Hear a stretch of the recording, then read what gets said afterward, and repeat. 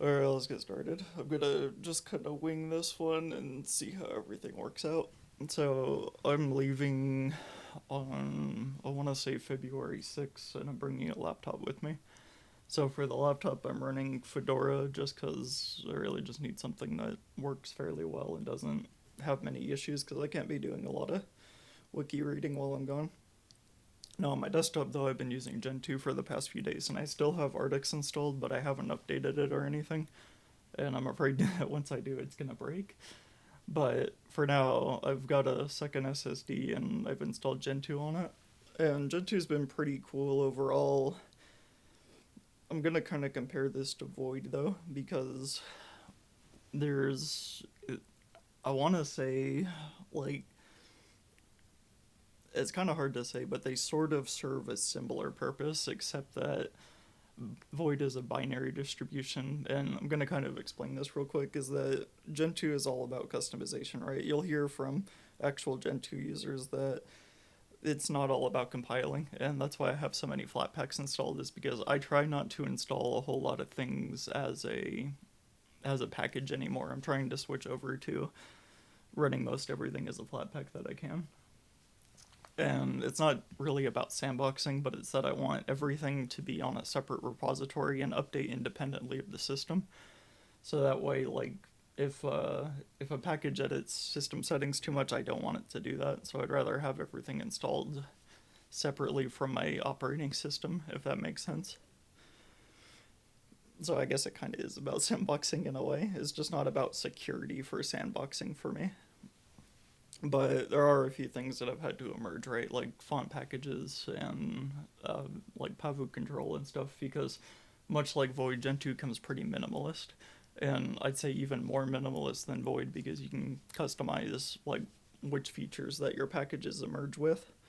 So overall, though, I kind of wanted to use it as a daily driver and see how suitable it is for that. And for me, I can say yes, but God forbid you ask me how to install this thing because I tried installing it with somebody and we learned a lot, basically. His issues were completely random compared to mine. I couldn't figure out a lot of what he was going through because it's kind of too temperamental. You know, it's kind of like my same problem with Arctics is that I don't know what's wrong and I don't understand enough about it to diagnose your issues. And I barely know enough to diagnose my own issues at this point. So, here's some of the issues that we've gone through, and I'm going to try to explain some of them so that maybe you don't make these same mistakes or you can figure something out. So, the first one I'm going to mention is when I was installing it with somebody, he used Etcher as his USB writer, and I've used Etcher once and it seemed to work fine, but we ran into a problem where his boot menu didn't have a UEFI option for his flash drive. So we got all the way to Grub, we were like hours in, and we got to Grub, and it wouldn't write to UEFI because we even tried mounting it as RW, and it's like, oh shit, you're on legacy boot. So we had to switch over to Rufus, and with Rufus, it had its own problems, and I figured these out a while ago. Was you need to like switch to GPT and DD mode and UEFI non CSM when you're writing it, and Etcher didn't have those options. So it took us a while to write a USB, and I think we used Linux Mint on it. And after that, we had trouble with the bin packages; those weren't working right. But I can't excuse Gentoo for that because, like, it's kind of a new feature, having these bin hosts. But when I was configuring my bin host, I heard that there was only one mirror, but I ended up using the Georgia Tech mirror, and it seems to have a bin packages folder in it. Now I'm not sure if that just redirects to the main mirror, though whatever it is, it seems to work fine. I'm having no trouble downloading bin packages, but I don't understand enough about it to know what the fuck it's doing. So, anyways, I managed to get up and running pretty fast. XFCE doesn't have a profile, so you have to do a bit more manual configuration than if you're using KDE or GNOME. And what'll happen though is, like, it won't come with some features like Bluetooth enabled by default. GTK Plus doesn't come with. It needs something, and I'm trying to think of what it was. I needed to when I was emerging XFCE, I needed Wayland, I think, and GTK Plus by default on the desktop profile does not come with Wayland support. Even though XFCE doesn't use Wayland, it still uses it for some things, and it's slowly migrating over to Wayland. So I had to re-emerge GTK Plus with the Wayland flag enabled, I think.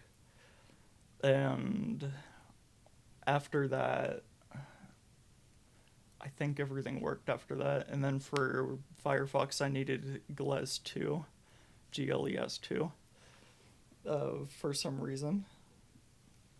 And what had happened was I just emerged at World today, and it removed one package, which was Liberation fonts. Now on Gentoo, it doesn't install a fonts package, so I had already installed CJK, like Nato CJK and Nato for like emojis and stuff, and that worked, but it doesn't override Liberation as your font. So it XFCE will use the fallback font, which is Liberation, and depclean had removed that, so I had to add it to @world. And what happened, I ended up installing fonts-meta, but I don't think that's changed anything. But either way, I've got a bunch of fonts now. So hopefully that doesn't happen again because I've added it to World, so it shouldn't. I don't think it'll happen again. Like it won't. It won't try to remove. But it kind of reminds me though that yeah, what somebody was telling me was Gentoo is kind of temperamental, and I'm starting to learn things that other distributions wouldn't have problems with. So getting back to like what I recommend Gentoo for a normal user, and honestly, like I'd say it's really cool to use because it is actually usable as a daily driver now with bin packages and with Flatpak. Is that there is no reason you couldn't run this as your daily driver. You would just need to do the maintenance, where when something breaks, you gotta fix it. And that kind of comes with the territory of rolling release. But Gentoo's community I found is a lot better than Arch's because the Arch wiki is not the godsend that you think it is.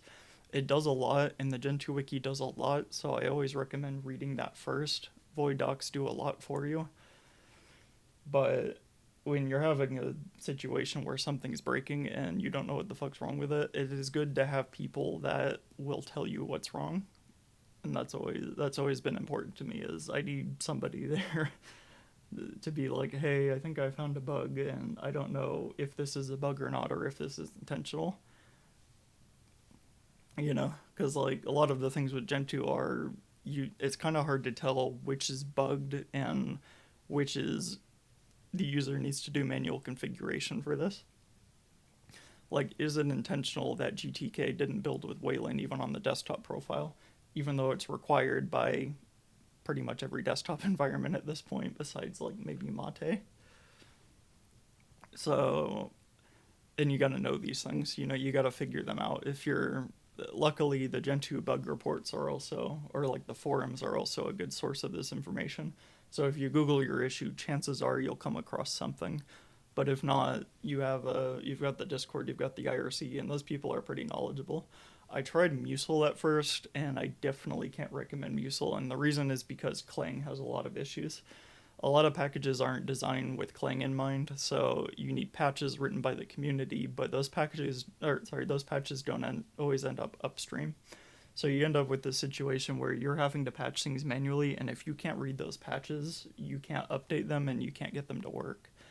So you got to be like super knowledgeable to get Musil working here. But once it is less experimental, once things are updated for it, it will likely be usable as a daily driver because you have Flatpak and things that you can't install with Musil, you can install with glibc, using that as in the container. So, although that is, of course, cheating because then you have glibc running on, a Musil operating system. But at that point, you're really kind of choosing, like, do I want my operating system to be more efficient, or do I care about what packages are running on my system? And I kind of, I posted a picture like, hey, look, I'm running Steam, I'm running a game on a Musil, but of course I was cheating because I was using the Flatpak. So overall, though, like there's probably a lot more I gotta say about Gentoo, and I just don't have the time to do it. Where I don't know how long it's gonna be before I'm back on this computer because I'm probably gonna be out for like 6 months or so. So I don't know, and I may end up just distro hopping when I get home if a lot of things break when I emerge. In case I haven't updated for 6 months and then I gotta be in a situation where I gotta update. But we'll see what happens. It's a very interesting. Last time I used Gentoo, I learned a lot. This time I'm using Gentoo, I'm learning a lot. There's always something new to learn, and that's what I really like about this. Is that you get a you get a very customizable operating system, and you get to learn like what you need to do to make something work by compiling it. Or the challenge of like trying to use one of these distributions that are I'd say they're kind of unstable, which is kind of true. I hate to say it, but like when I'm running into issues on XFCE deleting dependencies that it needs, like I can't say that there is a notion in the Gentoo community that it's actually a lot more stable than you think it is. Despite it being rolling release, the repositories are more stable, but that so far is not my experience, and the longer I go on, the more I expect that to be the answer. So, but is it more stable than Arch? Hell yeah. The issues that I'm facing are very easily fixable, and they just require like one command to fix, and it's super easy. But when I was running Arch, it would be like catastrophic failures for no fucking reason, and because of that, like I think it's a lot better than Arch as like a learning distribution. Arch, like I was talking to Steve from Zero Linux actually, and he said Arch gives you a lot of choice, right? But we were talking about systemd, and I was like, Arch ships with this one init system. They used to support more, but now they don't, and that choice really kind of cemented that Arch isn't as freedom kind of that's what I'm trying to say, is that it's less freedom of choice really, than other distributions. Like Gentoo's got the option between OpenRC or systemd. That's pretty cool. Void's just got run it, so you don't really get a choice there either. Artix has got fucking 6 different init systems, and all of them are separately maintained. So I was trying to tell him though, like Arch isn't actually all that free when you think about it, because you don't really get the option of like what audio system you use, you get the option of network manager, you get the option of file system, like you get all the basics, right? And that's actually another thing about Void, is you just get pipewire. But I found that init freedom is actually something that I desire, and despite using Fedora on my laptop, where that's just going to be my daily driver for the next 6 months, so I don't really give a shit what it runs as long as it works. And on my desktop, systemd's got a lot of issues, so that is why I'm looking at OpenRC as a solution, because I have discovered a few bugs that seem to be specific to systemd, and they have been fixed by switching init systems. People will tell me that I don't know what the fuck I'm talking about, and I really don't. Like, this is kind of black box shit, is that by switching init systems I fixed this issue. So, what does that say? Like, I know what the issue is, I just don't know why it's the issue, and I'm going to look more into that later on why I'm having these problems, and I think I've figured some of them out, but it'll just depend. Some of them should be fixable, but I really can't be fucked dealing with my init system not doing what I want it to by default. But this isn't a systemd video. This is specifically about Gentoo, because I could talk about Void and Artix all day, or Slackware, which I kind of want to try, but not yet. I'll have to find the time to do that, and that'll be much later. But overall, though, like Gentoo is pretty cool. I like it. I like the idea. I like how it works. It's just, can I recommend it to somebody? No, because I can't provide support for it. Basically, is what it comes down to. Like, if you were to install Gentoo, I couldn't guarantee that you're not going to run into issues. And because I'm running into issues, and that's just kind of the nature of the beast. But if you can get the time to, I suggest either doing it in a VM or on a separate SSD or something. Like, buy yourself a second SSD and just dedicate it to Gentoo and be like, okay, I'm gonna take the time. I'm gonna take a day or two out, and I'm gonna read through the wiki. I'm gonna do the install, and I'm gonna do the post install stuff, and I'm gonna get it running. I'm gonna get it working to my needs. And I think at this point you can do that. When I was on Musil, I haven't set up my printer or scanner right now, but I was able to set up my printer on Musil, and my scanner seemed pretty easy. I've done it before on Gentoo, so I'm not super concerned that it's not going to work. But it's one of those things that I recommend everybody try at least once, and really give it a shot. Don't just like do the installation and then say, okay, I give up, or I mean, like, okay, I've installed it now. I'm just going to abandon it, because there's a lot more that goes into it than just the install. You're going to have to do a little bit of maintenance on your computer. And that's really cool for some people. I find it really fun to learn new things about the operating system and maintain my services and do the updates and all that. I like seeing how my computer works. And that's what really struck me about Gentoo and why I wanted to try it. Besides whenever I compile a package, I'm like, what if my entire system was compiled and I could run like a fully, compiled operating system and then cheat by using bin packages because I'm too lazy to wait a whole day.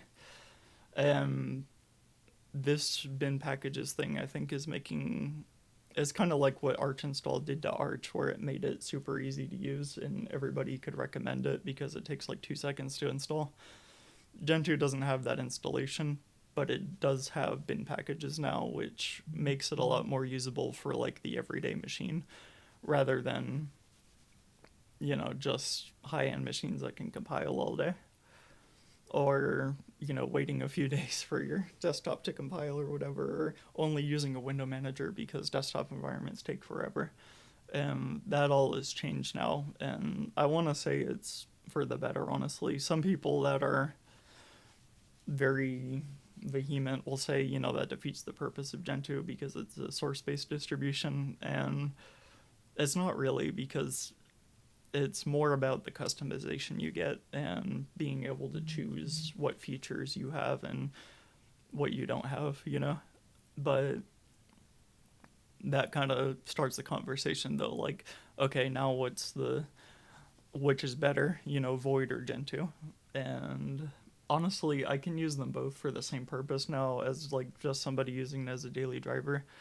It's they're it's gonna come down to what the better option is for you, and I'm gonna I'm gonna say though that now you can use either or, and you should be happy. But anyways, give Gentoo a shot, try it, join the Discord or IRC so that you can talk to people because you'll probably need it your first time, you know, and enjoy it for what it is. It's really cool. I'll see you next time. Thanks.